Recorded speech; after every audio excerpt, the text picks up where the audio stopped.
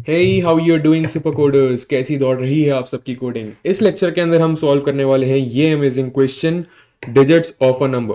So problem statement read कर लेते हैं इसकी। हमें यूजर की तरफ से एक इनपुट मिलेगा नंबर, जो कि स्टोर होगा वेरिएबल एन में, और हमें प्रिंट कराने हैं सिंपली इस नंबर के डिजिट्स।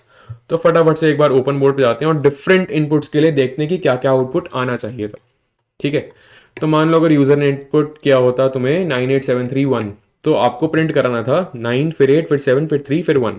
ठीक है, अगर यूजर ने इनपुट किया होता 9873, तो आपको प्रिंट कराना था पहले उसका फर्स्ट डिजिट, फिर सेकंड, फिर थर्ड, और ऐसे करते करते जब तक लास्ट डिजिट नहीं जा रहा। ये याद रखना कि ये सब्सिक्वेंट लाइंस में प्रिंट होना चाहिए। अब यहाँ से इसके बाद ना तुम अपना क्वेश्चन ट्राई कर सकते हो। अब मैं तुम्हें आगे समझा रहा हूँ इसकी अप्रोच। ये बेसिकली एक हिंट है। तो मान लो अगर एक नंबर है 98731, और मुझे इस नंबर के लास्ट के जो 4 डिजिट्स हैं ये चाहिए एज अ रिमाइंडर।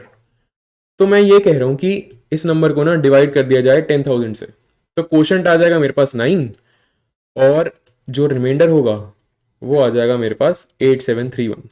क्लियर है? बहुत ही सिंपल सी चीज़ है। तो यहां से ना मैंने एक ऑब्जर्वेशन ले ली। वो ये थी कि अगर मान लो नंबर है कोई भी एन, और मेरे को इस नंबर के डिजिट चाहिए रिमाइंडर में। हाँ, ये एक कंस्ट्रेंट है इसके अंदर कि नंबर के अंदर के डिजिट्स से तो ज़्यादा एटलीस्ट होने ही चाहिए, वरना तो ऑब्वियसली रिमाइंडर कैसे निकल जाएगा जब नंबर में ही 3 डिजिट्स हैं और मैं कह दूं कि रिमाइंडर में मेरे को 4 डिजिट चाहिए, तो ये पॉसिबल नहीं है। तो कंडीशन क्या है कि नंबर के अंदर जितने डिजिट्स हैं टोटल, वो के से बड़े होने चाहिए। ठीक है ना?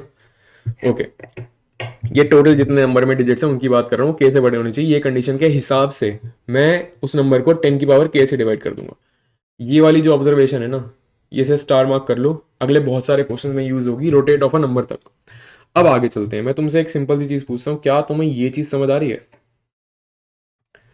ये जो मैं लिखूंगा यहाँ पे, बस ये देख लेना क्या ये साथ साथ समझ आ रहा है कि नहीं आ रहा, और हम फिर इसके अंदर से ऑब्जर्वेशंस निकाल लेंगे। ठीक है, तो ये वाला केस ले लेते हैं कि अगर नंबर होता 9873। ठीक है, तो अगर नंबर 9873 और मैं कह रहा हूँ मेरे को लास्ट के 3 डिजिट चाहिए रिमाइंडर में, तो मैं नंबर को डिवाइड कर लूंगा 10 की पावर 3 से। क्वोशंट क्या हो जाएगा? जितने डिजिट्स बच चुके हैं, बाकी के डिजिट्स जो रिमाइंडर के अलावा होंगे, वो गया 9, और जो रिमाइंडर है वो मैं नेक्स्ट स्टेप के लिए डिविडेंड मान लेता हूँ। तो ठीक है, यहाँ पे डिविडेंड मान लिया। अब इस नंबर को जो आया है डिविडेंड, दोबारा मेरे को इसके एंड के 2 डिजिट्स रिमाइंडर में चाहिए। तो मैं क्या करूंगा?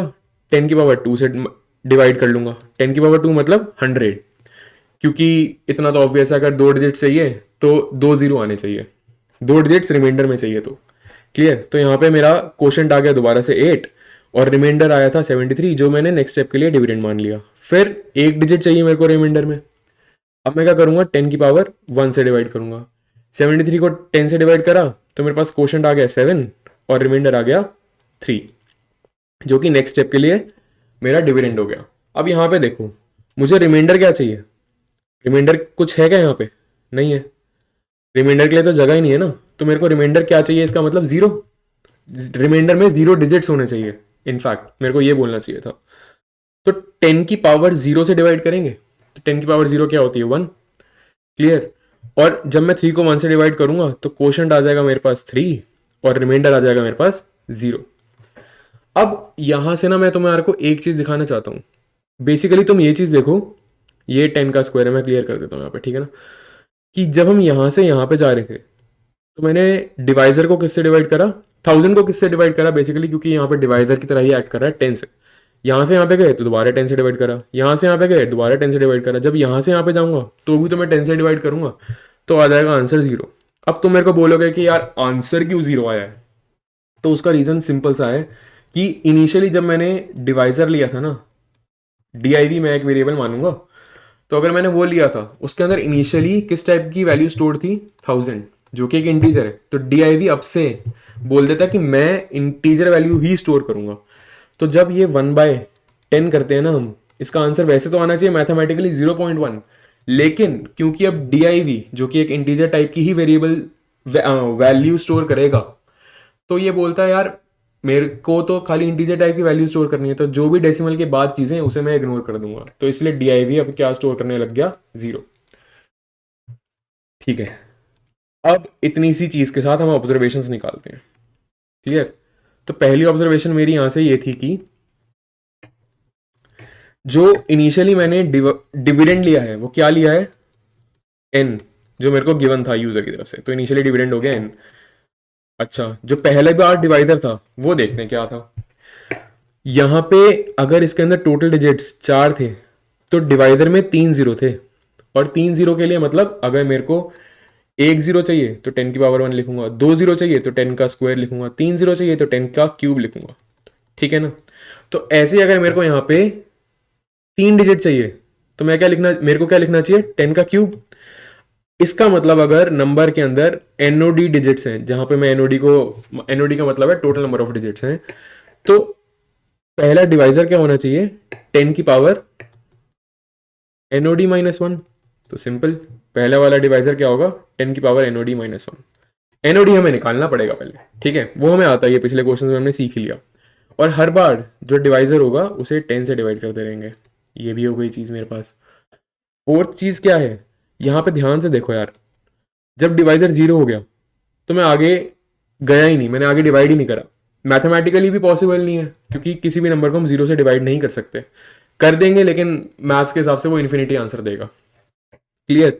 तो बेसिकली इस क्वेश्चन के लिए इतना समझो कि हमें जब भी डिवाइडर जीरो आ जाए तब हमें स्टॉप कर देना है, क्योंकि हमारे नंबर्स भी तो देखो यहाँ पे प्रिंट हो चुके हैं ना, 9873, यही हमें चाहिए था। तो डिवाइजर जब तक जीरो से बड़ा है तब तक चलते रहो, जैसे ही डिवाइजर मेरा जीरो के इक्वल हो गया स्टॉप कर दो। तो इतनी सी चीज के साथ अब हम आगे चलते हैं। एक चीज बस यहाँ पे याद रखना कि हमें प्रिंट क्या करना है, हमें यहाँ पे प्रिंट क्या करना है, ये चीज तुम्हें बहुत अच्छे से याद होनी चाहिए। कोशेंट, यहाँ पे जो कोशेंट आ रहा है ये भी एक ऑब्जर्वेशन थी जो लेफ्ट आउट हो गई है। जो कोशेंट था वो हमारा एक्चुअली होता क्या, हमेशा नंबर डिवाइडेड बाय डिवाइजर, इसे प्रिंट कर दो। और रिमाइंडर क्या था, एन मॉडल इज DIV, और इस रिमाइंडर को नेक्स्ट स्टेप का मेरे को डिविडेंड बनाना है। तो मैं, क्योंकि डिविडेंड एन में ही स्टोर कर रहा हूँ, ये तो जब अगर तुमने पिछली मेरी वीडियो देखी है तो उसमें से तुम्हें पता ही है कि मैं डिविडेंड किस में स्टोर कर रहा हूँ, एन के अंदर। ये मैंने उसमें समझाया था, तो अब की बार मैं दोबारा नहीं रिपीट कर रहा। एन को मैं, एन के अंदर मैं रिमाइंडर की वैल्यू डाल लूंगा ताकि नेक्स्ट स्टेप के लिए वो डिविडेंड की तरह एक्ट करे। ठीक है, इतनी सी चीज़ों के साथ अब हम कोड करते हैं फटाफट से। तो पहले मेरे को क्या चाहिए, टोटल नंबर ऑफ डिजिट्स। तो वो एनओडी पहले मैं जीरो ले लेता हूँ और टेम्प के अंदर वैल्यू डाल देता हूँ एन की।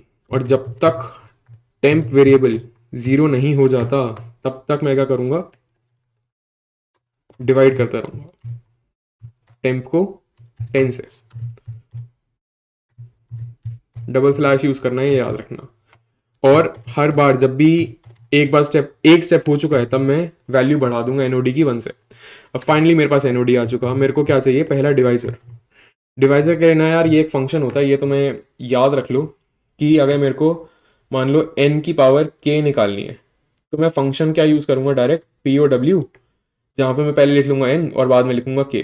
ठीक है, ये जो वैल्यू रिटर्न करेगा वो एक इंटीजर टाइप की होगी, तो मैं इसलिए DIV के अंदर वो वैल्यू डाल रहा हूँ। बस अब हो चुका है हमारा कोड, और अब हम सीधे के सीधे चलेंगे इसके एग्जीक्यूशन की तरफ। DIV आ गया मेरे पास, ठीक है, इनिशियली। और अब मेरे को क्या करना है, तब तक डिवाइड करता रहूँगा जब तक DIV जीरो से बड़ा नहीं हो जाता, यही मैंने डिसाइड किया था। ठीक है, और पहले मेरे को क्या चाहिए इसमें से, रिमाइंडर। रिमाइंडर निकाल लिया। रिमाइंडर क्या आ जाएगा मेरे पास, या फिर पहले हम ना ऐसा करते हैं, क्वोशंट निकाल लेते हैं। क्वोशंट मैंने QUOT वेरिएबल में डाल लिया। इसमें से क्वोशंट कैसे आएगा, डिवाइडेड बाय 10 करके, सॉरी डिवाइडेड बाय DIV करके। और गलती हो गई, यहाँ पे n लेना था क्योंकि मैं डिविडेंड को डिवाइड करूंगा और n में ही डिविडेंड स्टोर है। अब इसको मेरे को सिंपली प्रिंट करा देना है, जो भी ये क्वेश्चन आएगा ये मैंने प्रिंट करा दिया। अच्छा, नेक्स्ट क्या बात हुई थी, जो रिमाइंडर है वो क्या होगा मेरे पास नेक्स्ट स्टेप के लिए, डिविडेंड। तो यहाँ पे एक्चुअली शायद से मेरे से एक गलती हो गई है बताने में, नहीं सही लिखा कि रिमाइंडर क्या होगा, n% DIV, और फिर मैंने n को ही रिमाइंडर मान लिया। तो यहाँ पे सही लिखा था। आई थॉट कि मैंने गलती से गलत ना लिख दिया हो, बताया तो सही था। ठीक है, रिमाइंडर आ गया ये। फिर नेक्स्ट स्टेप के लिए मैंने रिमाइंडर क्या बना दिया, डिविडेंड। जो पिछले स्टेप का रिमाइंडर था वो डिविडेंड बन जाएगा। क्लियर? अब बस हो चुका कोड। अब क्या है, एक चीज़ और लिखनी थी कि भाई हम अपने डिवाइडर को हर बार 10 से घटाते रहेंगे। घटा दिया और अब इसको रन कर दिया और उसके बाद ये कोड चलेगा तो फिर एक्सेप्ट होगा तो फिर सबमिट कर देंगे, और सबमिट करने से पहले ये गलतियां आ गई हैं, गलतियां आई हैं जो हम सॉल्व करेंगे, क्योंकि हमने यहाँ पे के लिख दिया। के थोड़ी ना है यार, NOD-1 है, ठीक है ना, मतलब समझाते समझाते ही गलती कर दी, के लिख दिया क्योंकि मैं ये के लिख रहा था यहाँ समझा रहा था इसलिए, ठीक है। ओहो अभी भी गलती आ गई है। NOD इनिशियली 0 लिया था, सही है सही है।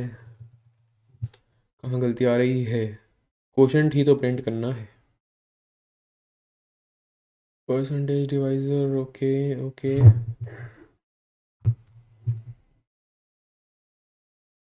तो यार यहाँ पे ना बेसिकली हमसे एक बहुत ही माइनर सी मिस्टेक हो गई है, एक्सप्लेनेशन में थी ही नहीं, ऑब्जर्वेशन हमने जो ली थी वो क्या ली थी, 10 की पावर होनी चाहिए NOD-1, तो यहाँ पे 10 लिखना चाहिए था, इसलिए मेरा आंसर गलत आ रहा है।